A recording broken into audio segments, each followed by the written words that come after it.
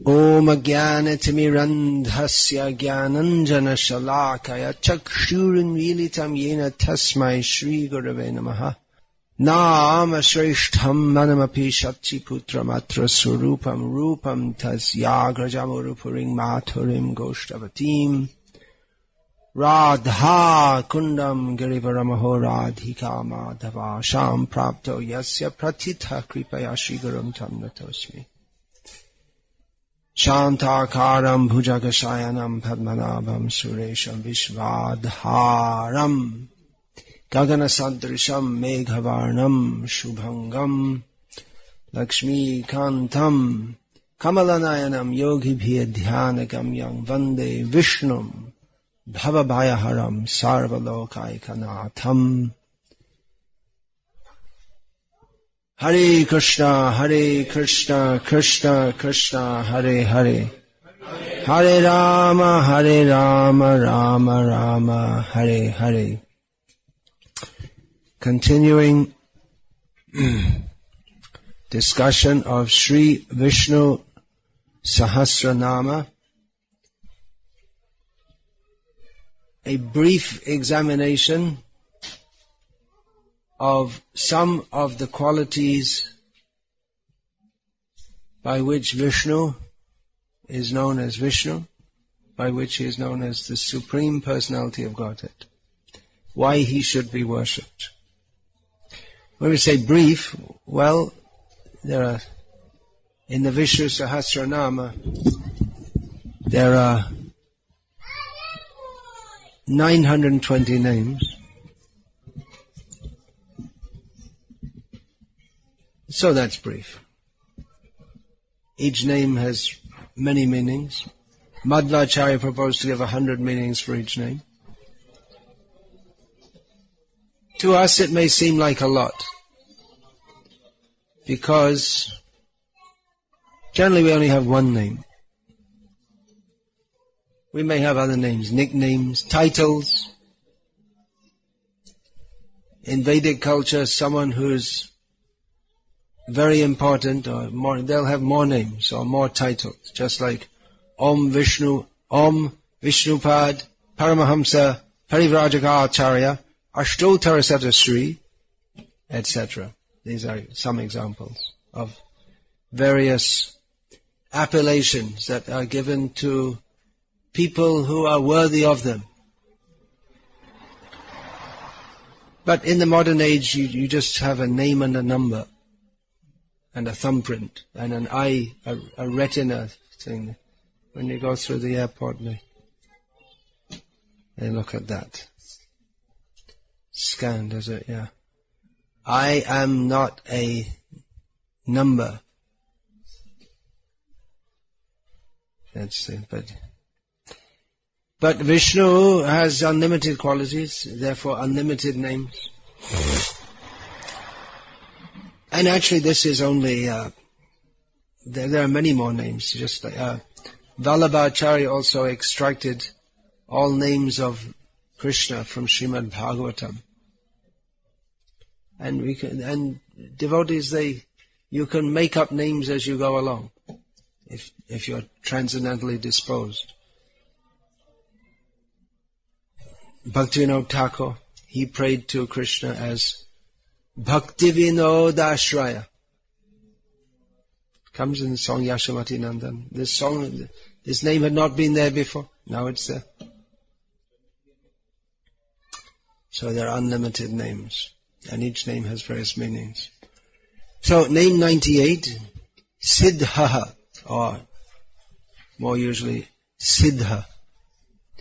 So you've all heard this term before, presumably, if you read Srila Prabhupada's books. This term Siddhih means a particular kind of attainment. It's often translated as perfection. Siddha is one who possesses Siddhih. The first explanation or interpretation given here from Parashara Bhatta of the Sri Vaishnava Sampradaya is not the usual understanding of the word Siddhah. But because Parashara Bhatta, he's concerned to keep each name or group of names will come in some sequence. So there's some correlation between each name, not that it appears to be an arbitrary collection of names. So he states, Parashara Bhatta states that Siddhah, he describes as Swarupenaiva Bhaktanam Siddhatvat Siddha Uchute.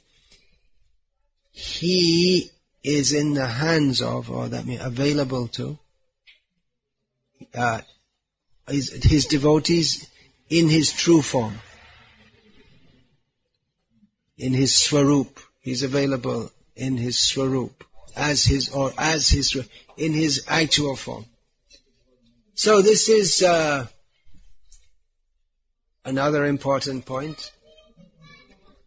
Actually, it's all Srimad Bhagavatam philosophy, which all different points that are discussed in Srimad Bhagavatam come out here. That Krishna is in relationship with everyone. Yayata mang prapadyante tangs tathaiva bhajamyaham. Even those who deny Krishna or don't remember Krivam Jagada Vyakta Murtina, Krishna pervades the whole universe. That name will come up soon. Vishva Yoni. This whole universe is within him, contained within him. So we cannot avoid Krishna, but those who attempt to do so, they find or they relate with Krishna in a different way. As Krishna says, Mrityu sarva haraschaham, to themselves, but they do not wish to die, they are forced to die. So for them, that there is a power controlling them which they always deny, that is manifest in the form of death. So that's also one form of Krishna. So they meet Krishna in that form. For those who consider themselves the supreme or merge with the divine oneness, they meet Krishna. Not exactly because they're avoiding Krishna, but they merge into the impersonal Brahman, which is also Krishna, but not Swarup. Here the word is given Swarup. So Krishna is available to his devotees only as he is, as he really is, as he wishes to interact with us. Only available to only the devotees attain him. So Siddha, that also suggests that one of the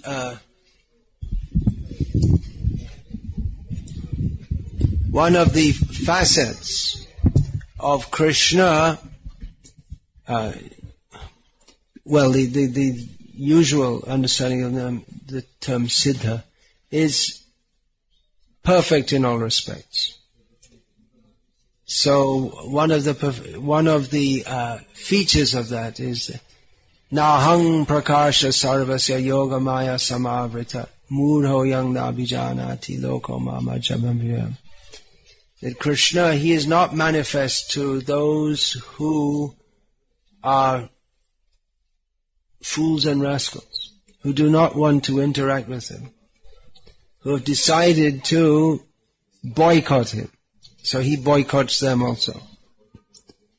And for them, he's just not available. They say there is no God, and in one sense there isn't, because to them he's not manifest. But again, they meet him in less desirable forms. But for the devotee, he is available. And just shortly we'll have the name Pundarikaksha, the beautiful lotus-eyed one. So he's available like that to his devotees. And for the non-devotees, Ye Ravindaksha, same meaning. Pundarikaksha, lotus-eyed, Aravindaksha, the same meaning. So Ye Ravindaksha vimuktamaninas tvayasta bhavad avishuddha buddhaya aruhya kritshrena parang padang tatang patantyadho nadrita yushvadangraha. For those who Yene Ravindaksha vimuktamaninas, who think that they are Siddhah, who think that they themselves are perfect in all respects, who think themselves fully liberated. There are such persons who think themselves fully liberated, but their intelligence is impure. And although by great difficult endeavor they attain to the state beyond the material nature, they fall down again into it because of their willing neglect of Krishna's lotus feet. So another symptom of Krishna's Siddhatvam, or his eternal perfection, that he is beyond the scope of understanding of those who do not accept his process. He lays down the law. Different people have different theories about what is perfection or what is the purpose of life. But they can theorize as much as they like. But Krishna is the one who sets the rules. So to get in line with Krishna is the perfection of life. And to not do that, one may be in the estimation of oneself and others, a very cruel term that is used in Vedic culture. Siddha means one who has attained that which he desires to, or Mahapurush, refers to a human being attained the perfection of entering the pastimes of Krishna in this life. That's in Gauriya terminology. So that or one is considered Siddha yogi if he can act in ways or just naturally. They become famous, they're not famous. They get forgotten in course of time. Tailanga Swami, he would walk the streets of Varanasi naked. So the British would catch him and stick him in jail. And then they'd find him walking around the streets again naked, because you can't lock up a yogi. So they gave up after some time.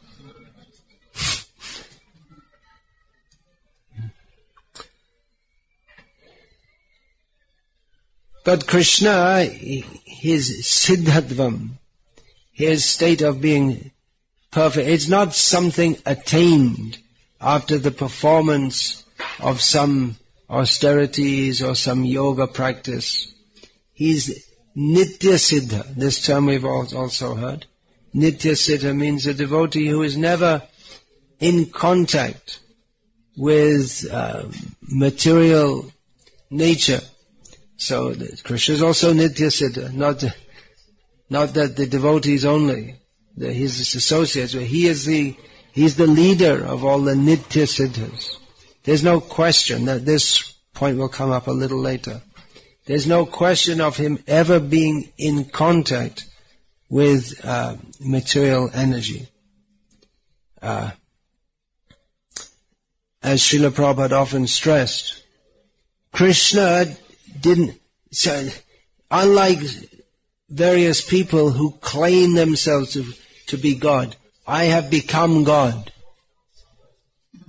Just like there was someone a few years ago who was working in the Life Insurance Corporation office of India, and around the age of 40 himself as Kalki Avatar, and got quite some followers, but then he had some Someone complained he was messing around with some of his female followers, and then he had to leave Tamil Nadu and go to Andhra Pradesh. And he's one of those avatars who is fairly big, but didn't really make it to the big time, and you don't hear much about him now. He's a retired avatar. There are a few of them here and there, retired avatars.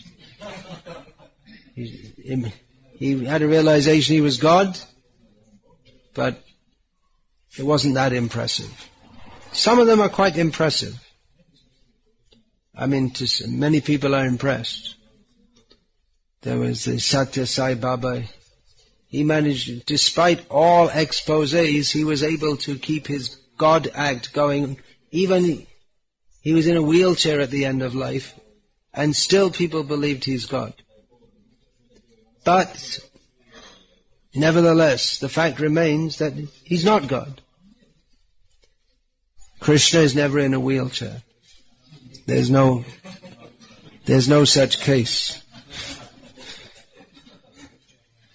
So the point that Srila Prabhupada made, that Krishna is always God. He did not have to undergo any process to realize that he is God.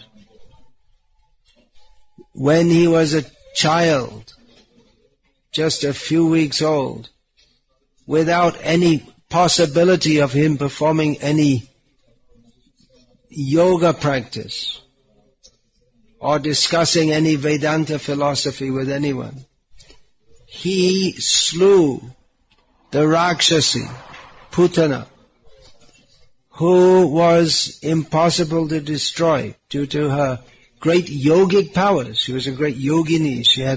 She was Siddhah. She was Siddhah, yeah. And translation of that is Siddhah, if you didn't know. See, I speak a little Croatian also. Siddhih, I picked it up along the way. So, though the demons, they often have many great powers also, which they acquire by performing great austerity. There's a light on in that bathroom, which has been on for the last half an hour or so. I was thinking maybe someone was in there, but now I doubt it. So better turn the light off.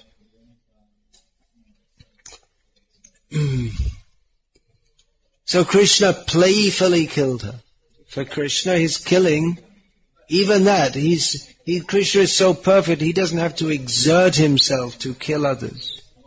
What for someone else would be an impossible task, Krishna not in that position. Krishna is not constrained by any laws of material nature. All the laws of material nature and of spiritual nature all work simply to orchestrate his pleasure.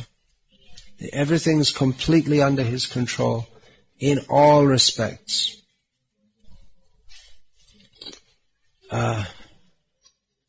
So another point about this is that he knows everything past, present and future. So that's another aspect of being Siddha. Another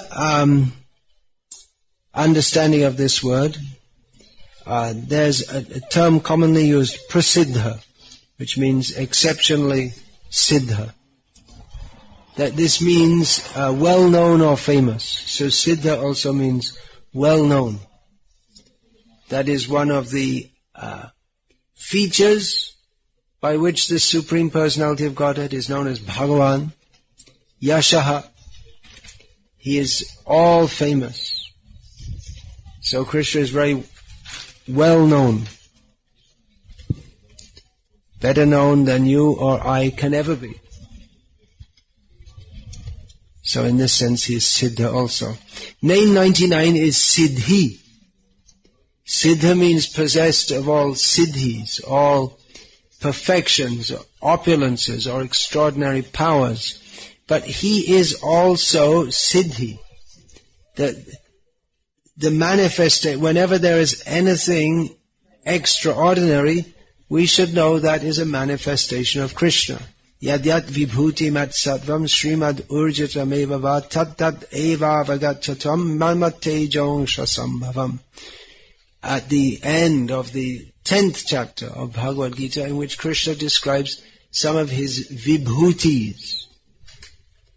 Vibhuti means some manifestation of something which is considered extraordinary. Not from Krishna's point of view, but from our point of view, the Himalayas, there's something astonishing.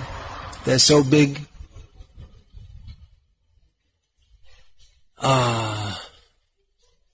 Mount Meru, well, we haven't seen. That's the lion, is in the Vibhuti Yoga chapter.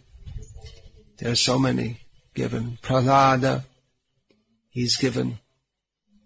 Among the Daityas, he is Prahlada. The yogis, they attempt to achieve.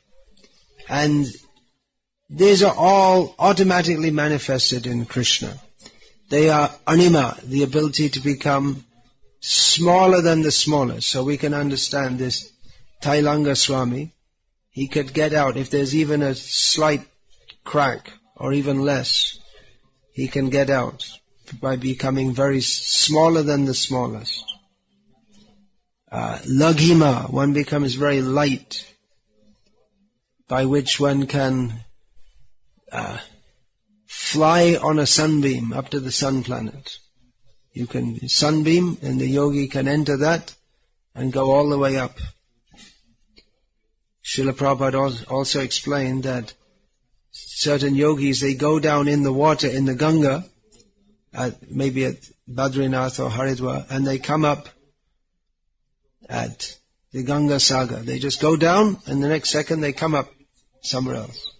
And in this, they go down in the water in one place and come up. And in this way they can bathe in 4 places daily. They can bathe in the north, south, east, west. Haridwar, Puri, Rameshwaram, Dwarka. Prabhupada said, I have personally seen. So presumably Prabhupada himself did that. Otherwise, how could he personally see it? So that's another Siddhih. I'm not sure which one that comes under. So Laghima, Prapti, one can get anything. You just, whatever you want, you can get. Srila Prabhupada also gave an example of this, that when one yogi came to his father's house once and asked, what would you like to eat? So they said, we'd like some, Srila Prabhupada's father said, I'd like some pomegranate from Kabul. So he said, you go in the next room, and they're just fresh, plucked from the tree, was some Kabuli pomegranate. So the yogi just immediately, you want? Okay, take it. So that's Prapti Siddhi. And achieve a position of superiority. Vashidva, one can bring one's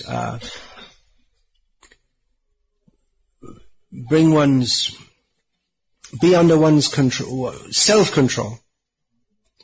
And kama vasayata, all one's desires are controlled. So these are the 8 siddhis, and there are upasiddhis, or secondary siddhis also.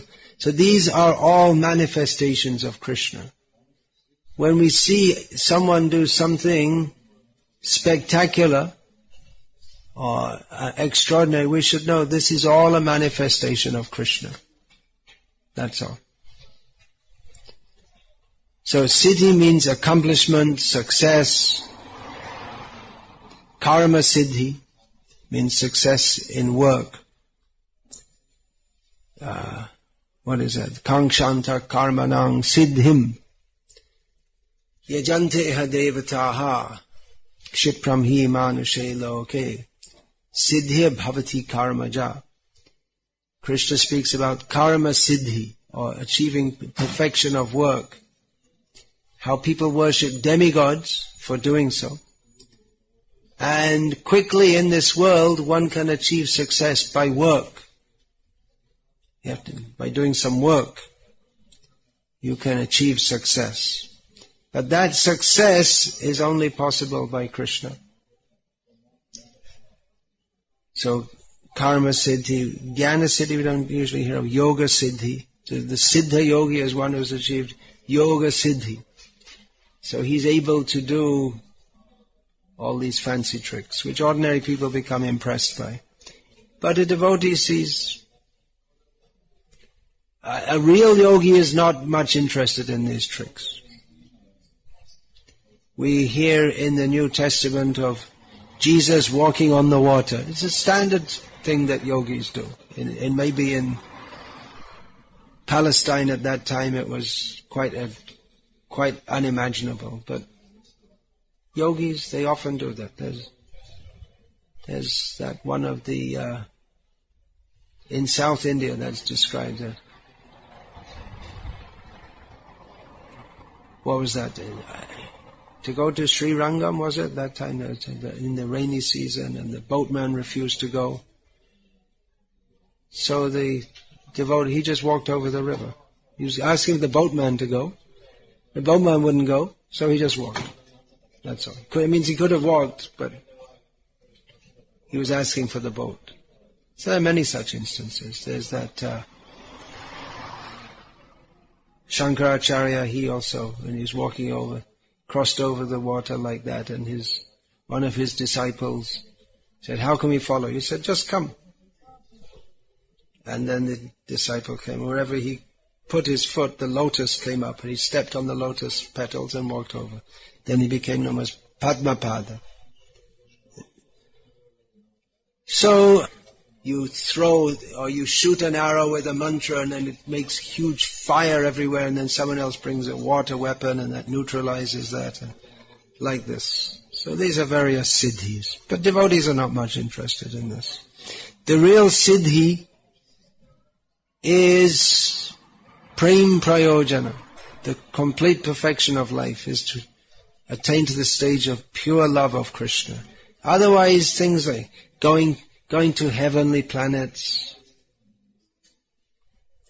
devotees don't see anything in that. But who endows love of Krishna, that is the real accomplishment that everyone should desire for.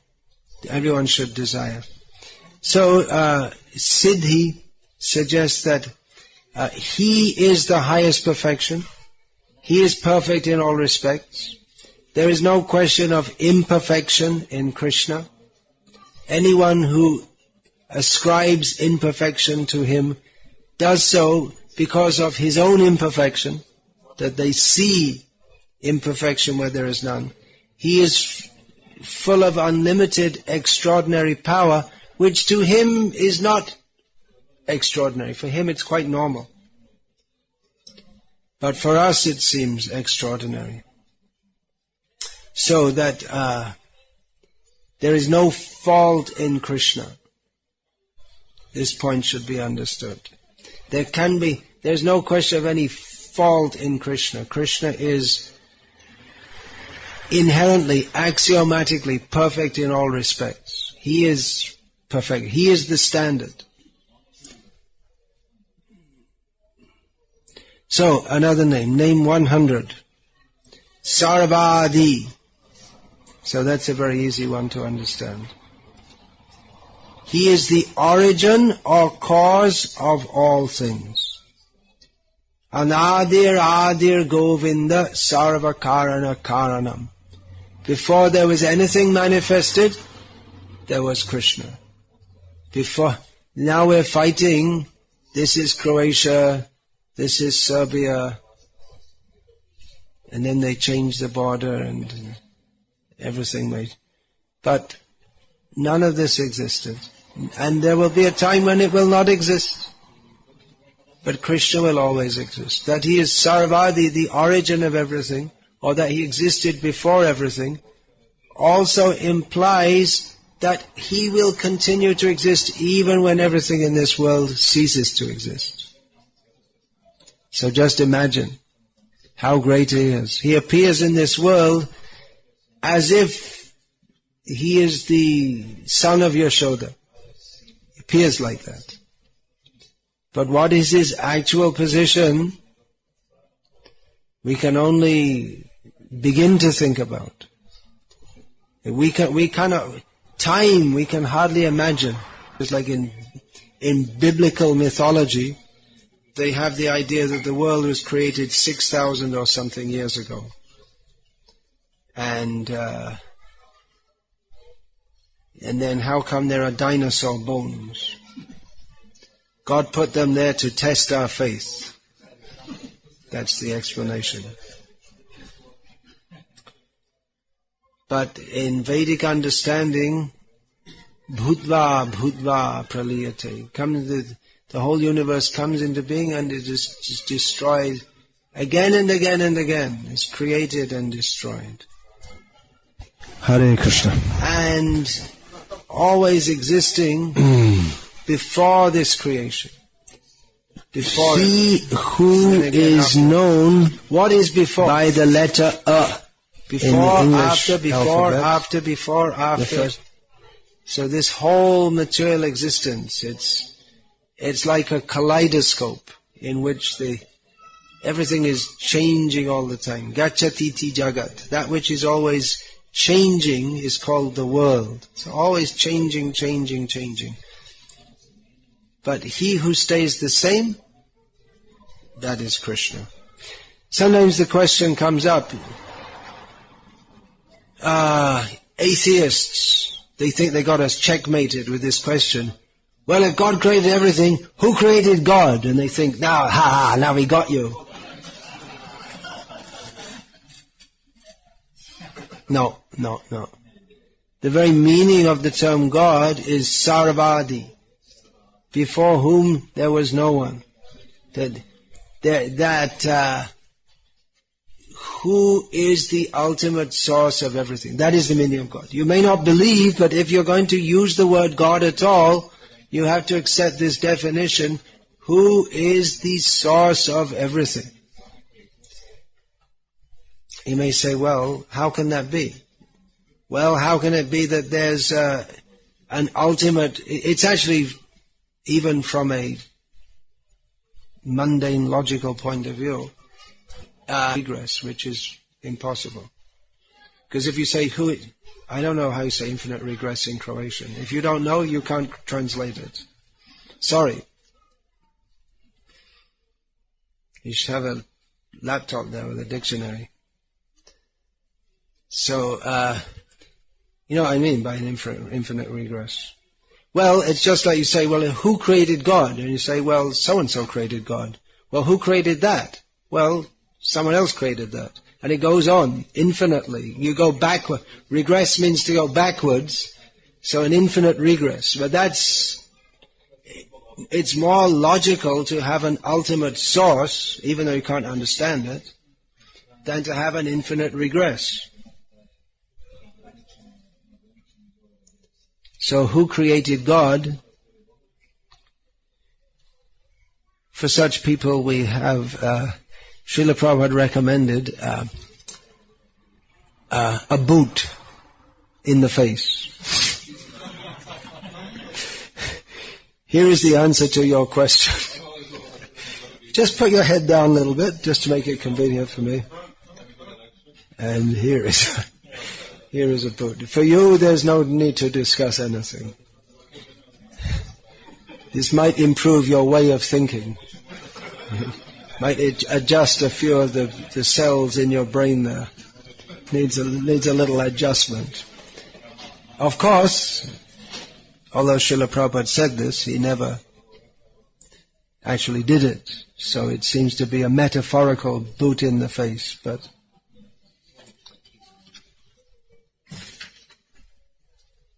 that is the best answer for such people. When people brought up absurd propositions, that's what Srila Prabhupada often says, kick them in the face with a boot. When it means you can't discuss. People, they're saying things which they think are very intelligent to them. The example of the car and the driver. analogous to the body and the soul. So I started giving this analogy, and he interrupted and said, well, you're supposed to be holy people. I don't see why you should drive cars at all. So, what's the use? We've all had experiences like this. Another time I was on a train journey from Howrah to Delhi, or somewhere thereabout. Long train journey, day-long journey. And there are a group of Muslims from Bangladesh who are on their way to Ajmer to see some dargah, some Muslim Sufi shrine. So there was time, and we were discussing. So we discussed on and on and on, and they were wiggling this way and that way, and eventually, logically, I brought them to the point that God must be a person. So after, it's like 1.5 hours discussion, and they had no way to avoid it logically. And at the end of all that, they said, well, we don't believe it. Then why all this discussion? Why discuss if you just don't believe it? What was the point of all that discussion? So, boots. Essential part of a devotee's preaching arsenal. Name 101. Acyutah. This is an important name. In Bhagavad Gita, Krishna is several times addressed by Arjuna as Acyutah,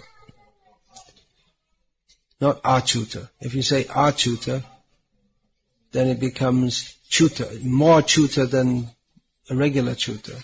Acyutah means not Chuta, and Acyutah becomes Acyutah, means not Chuta.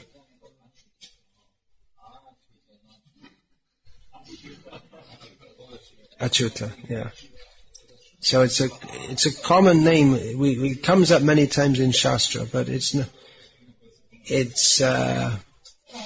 not a very one who can fall, one who can slip from his position. But Krishna, he never falls. He never comes down.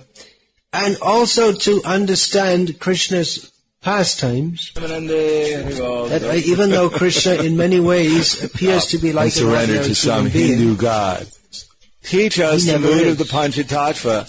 Even though he may appear to lament. For instance, when Shalva, as yesterday, was fighting with Krishna, and he brought before Krishna an illusory form of the head of Vasudeva, the father of Krishna, and Krishna for a short time lamented as if he thought that actually Shalva had killed his father. So he would appear dancing like a little child. He is fully absorbed in being a little child, but at the same time, Srila Vishnu Thakur explains, simultaneously, he never forgets that he's the Supreme Personality of Godhead.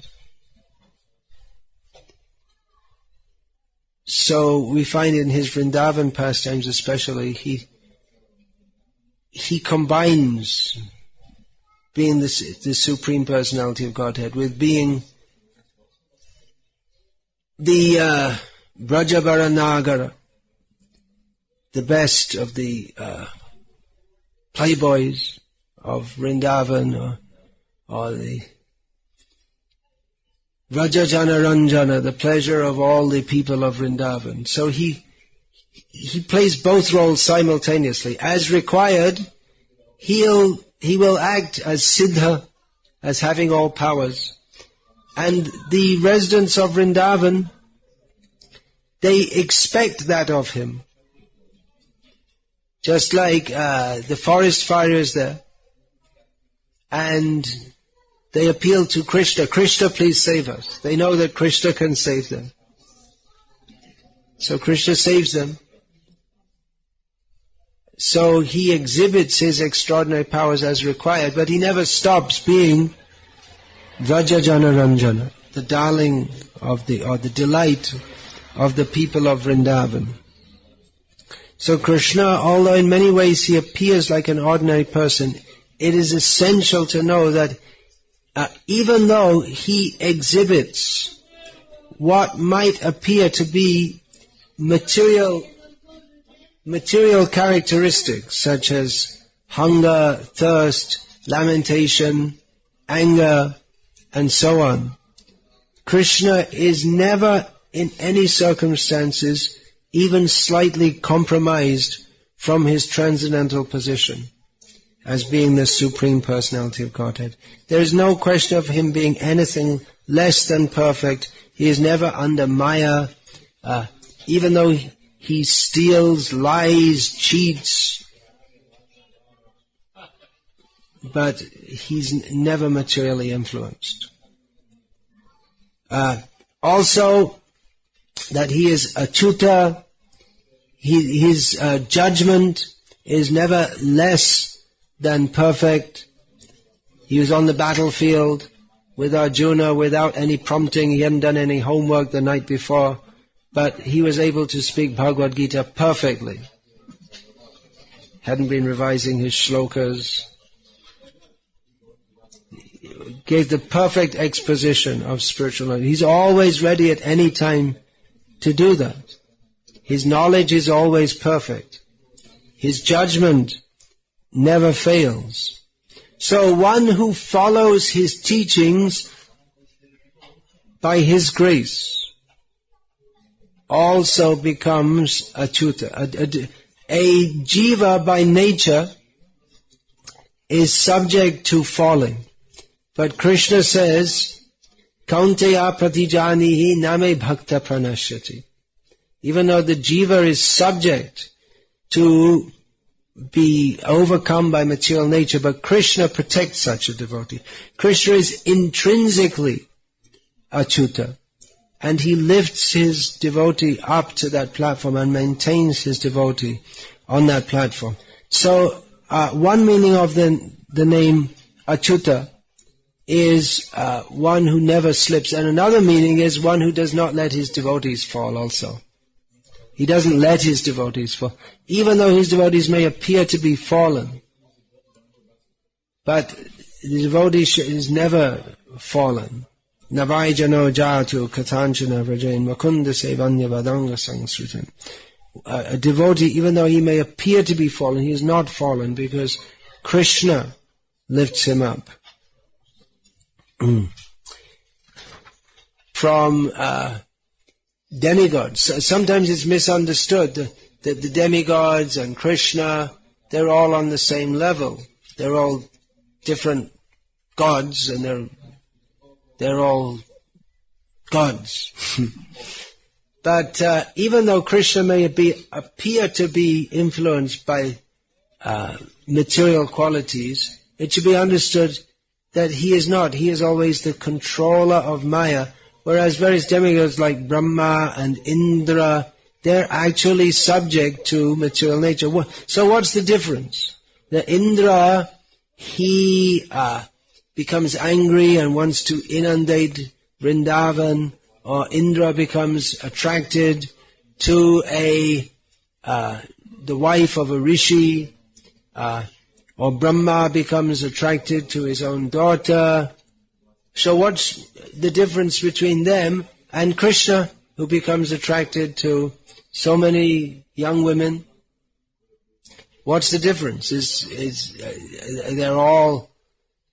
They're all just under the influence of Maya, and then you have to become a Shakta and say that Durga is supreme because everyone's influenced by her. But no, Krishna's attraction is not mundane. Krishna is at the same time that he is attracted to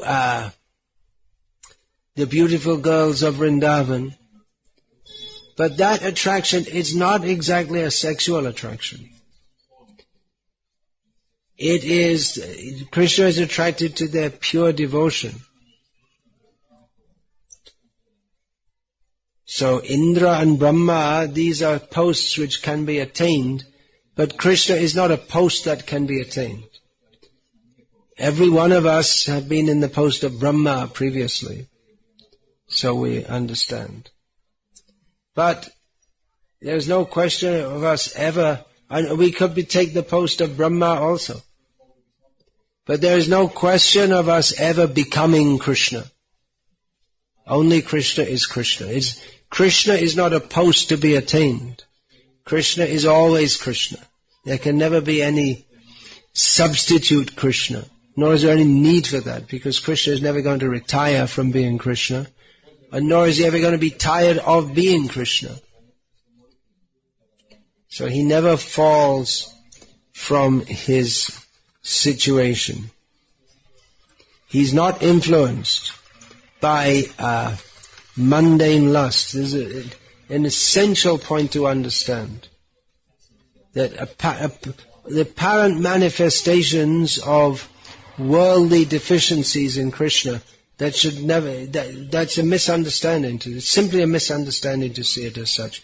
That's why we have to see all these different qualities of the Supreme Personality of Godhead and understand who He is. Then we can understand there's no question of Him being influenced by mundane lust. When He's the origin of everything, He existed before everything. Even Brahma, Indra, Chandra, they all offer obeisance to Him. All energies are under His control. Parasya Shakti Vividhai Vishuryate Swabhaviki Jnana Bala Kriyacha.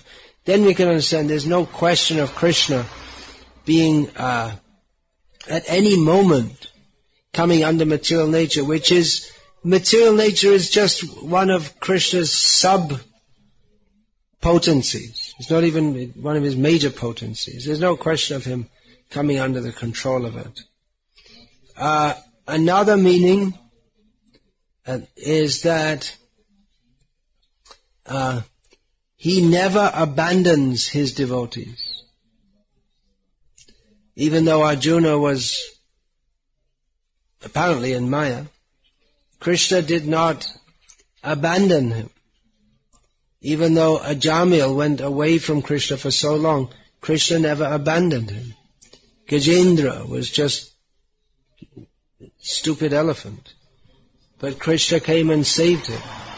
So remembering this, devotees, they address Krishna as Acyutah, knowing that if we perform any little sincere service to Krishna, Krishna will never forget us. But on the other hand, if we think, well, I've done so much service, and then, okay, I'll just do whatever I like, and it doesn't matter, because Krishna will look after me, that is not sincere.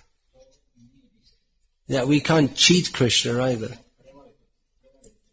So we shouldn't take Krishna's mercy for granted. As soon as we do, we lose it. So Krishna doesn't let His devotees slip. He'll never abandon His devotees. Now, another meaning of Acyutah is,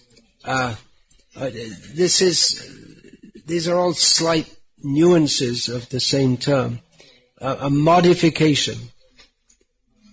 So Krishna is changeless. That's another meaning of the name of Vishnu. So He who is always eternally auspicious and changeless, His nature never changes. His essential nature never changes. There's no modification.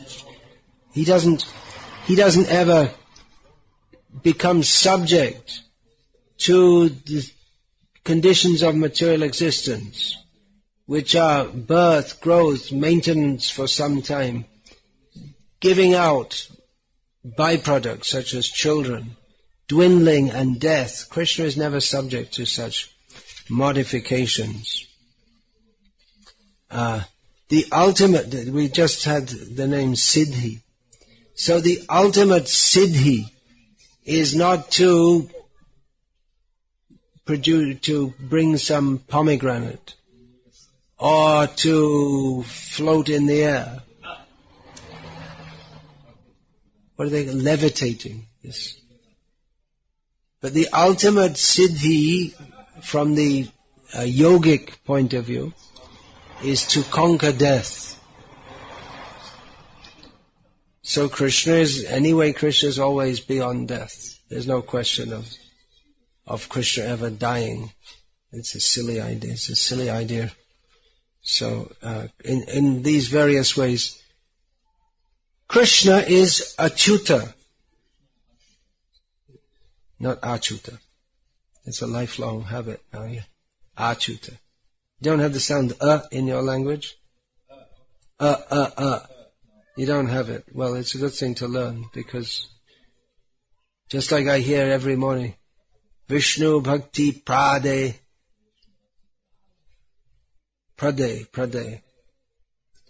There are so many things. I'll go crazy if I try and correct your pronunciation. It's like everyone says it very strongly. Prade, Vishnu Bhakti Prade. Should be. Okay, the next name. Well, where am I going here?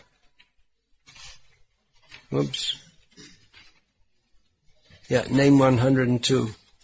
Vrsakapih. So this can be understood in various ways. Vrisha can mean a man, especially a very powerful man, like a bull, or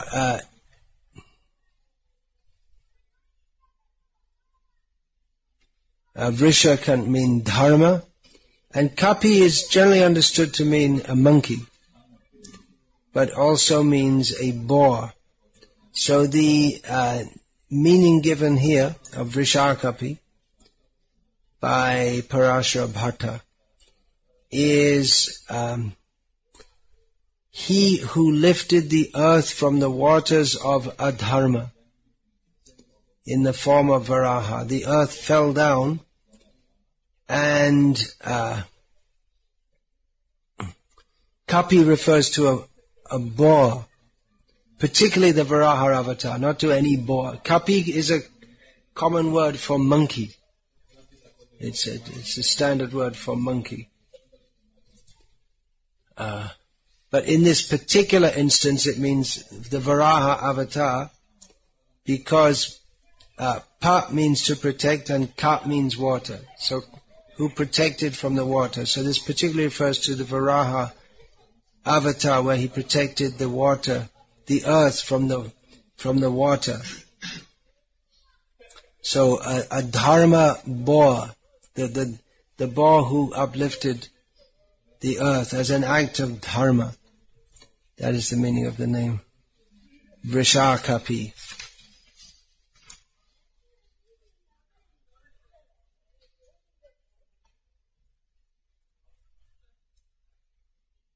Yeah.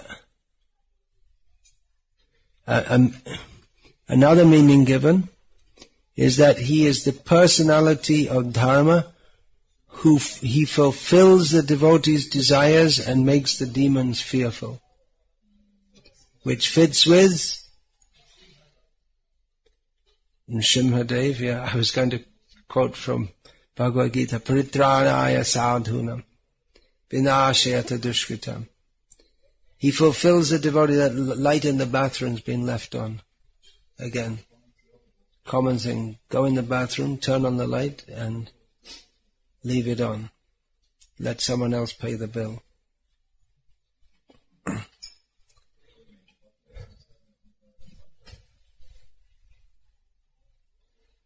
So Krishna appears in this world. He uplifts the devotees who become very... After being tortured by the demons, they become not only relieved from the distress of being tortured by the demons, but superlatively happy by Krishna's appearance. So Krishna can be even better appreciated, that he can, even when we're in great distress. And we all have experience of that if we're in difficulty, then our bhakti increases. So that's very good, to be in distress. That's why Kunti prayed, which no materialist can understand her prayer. Give me more distress. All this time we've been praying to you to relieve us from distress. We had one distress after another. Vishan Mahagne Purushada Darshanada Satsabhaya Vanavasa Krichita Mridhe Mridhe Neka Maharatashtrata Dronashtratas Chasma Hare Virakshita. Hari, she prays to him as Hari, she prays to Krishna as He who removes the troubles of the devotees. So she spoke of some of the major problems that Krishna had helped them with. That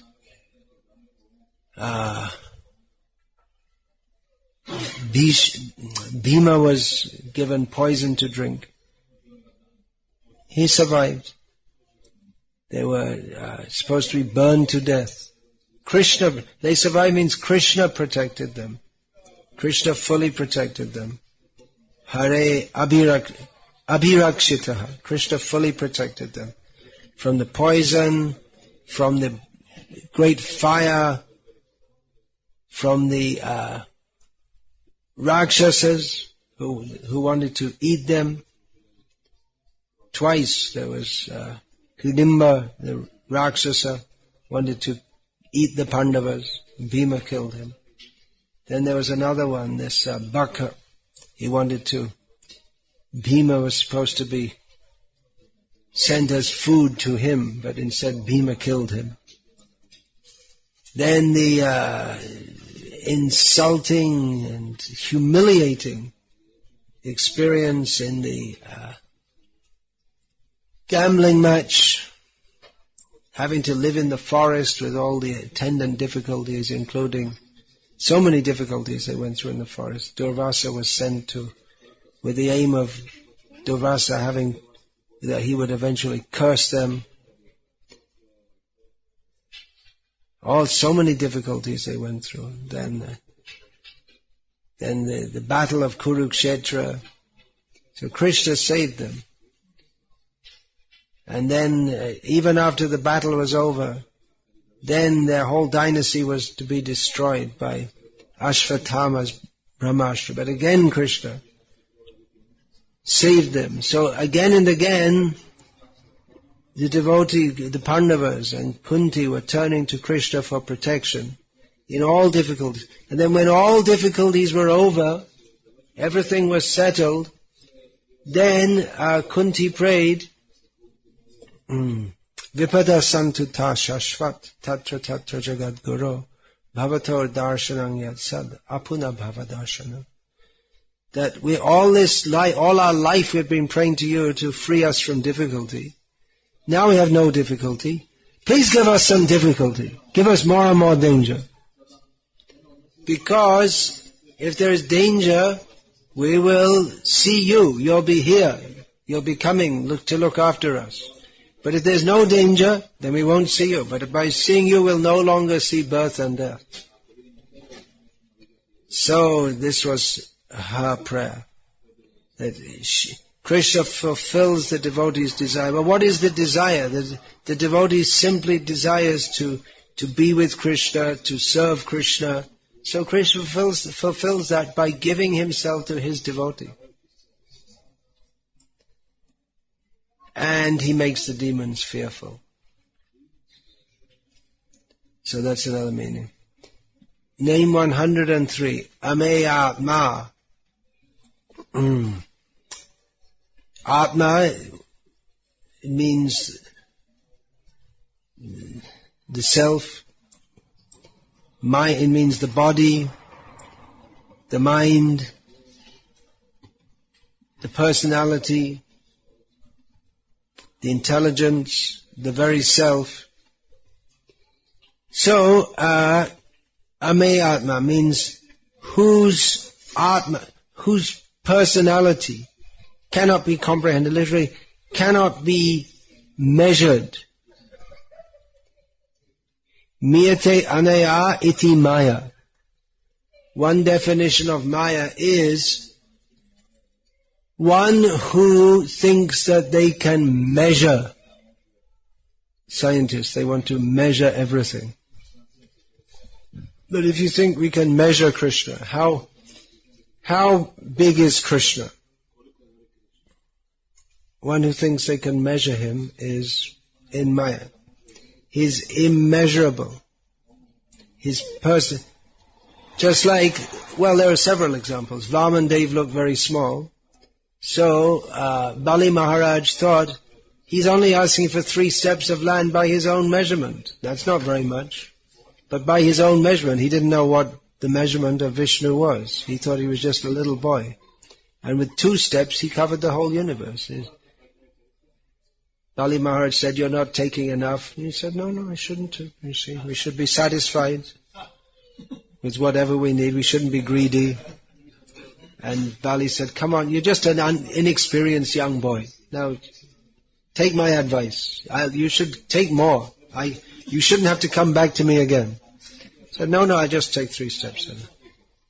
So, all right. Then he took 2 steps, and then Vaman said to him, see, you promised to give me 3 steps of land, and you can't even do that. And you're telling me I wasn't taking enough. And with 2 steps I covered everything you had. And now what are you going to do?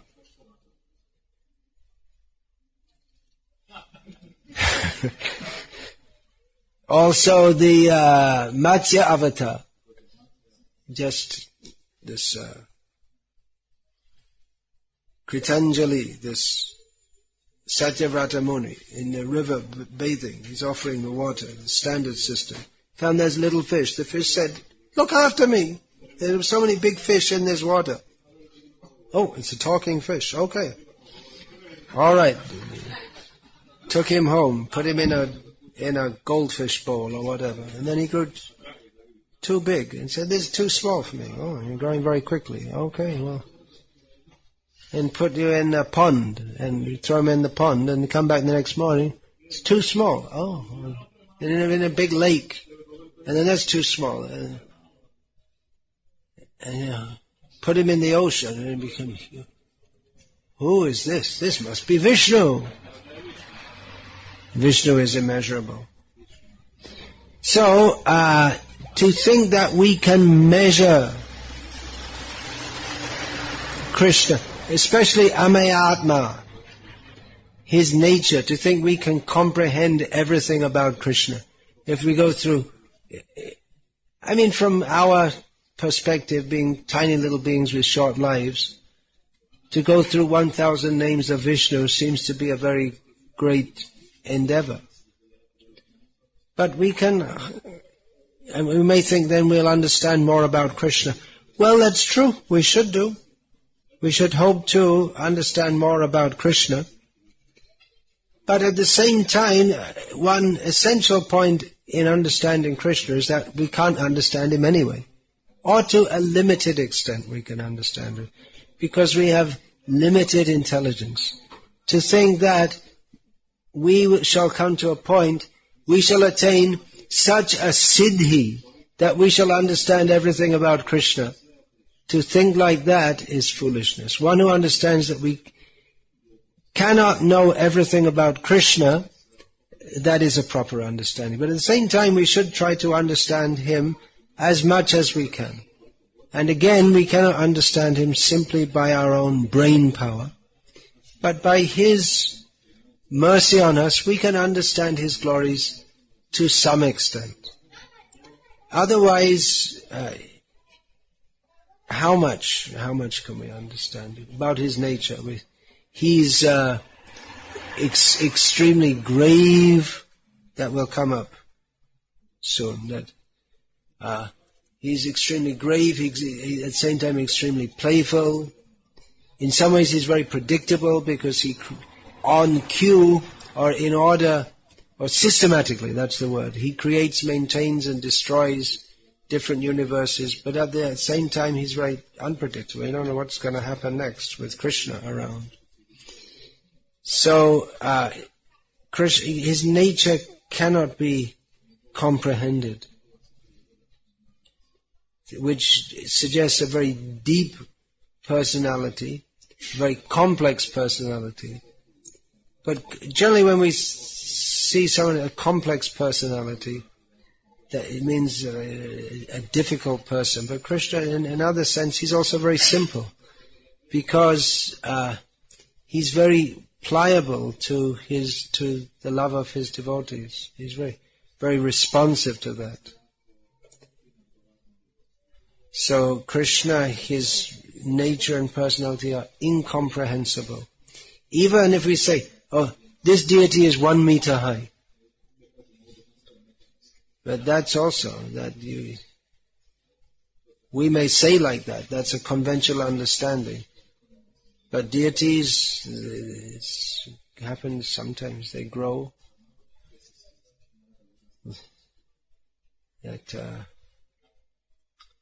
Especially if you feed them better, sometimes they get, all their clothes won't fit them. They have to make new clothes. So, Krishna is immeasurable. Hare Krishna! That's all for now. That's all. We shall discuss more tomorrow. As Srila Prabhupada used to sometimes say at the end of his classes. Unless there's any question on this.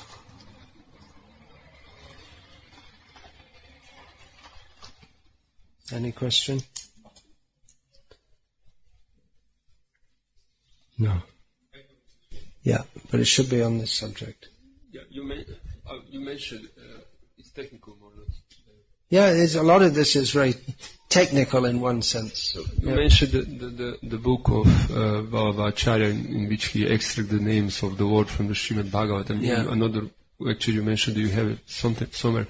So, what is your opinion about that book? Should we read that book or? Well, I only have it in Sanskritam, in Nagari script. I can't remember. You maybe have it translated already, huh? But I don't know I don't think it's been translated so far. There's so many books to be translated. I can't remember the name. I came across it in someone's house in Dubai once. Then I made a photocopy. So I have some book that you don't have. You're eager to have it.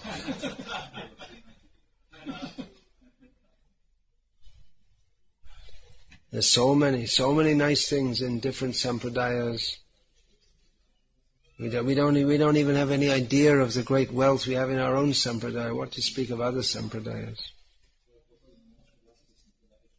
What to speak of the folk culture? There's so many things. Immense literature. Srila Prabhupada sometimes used to say. There is immense literature.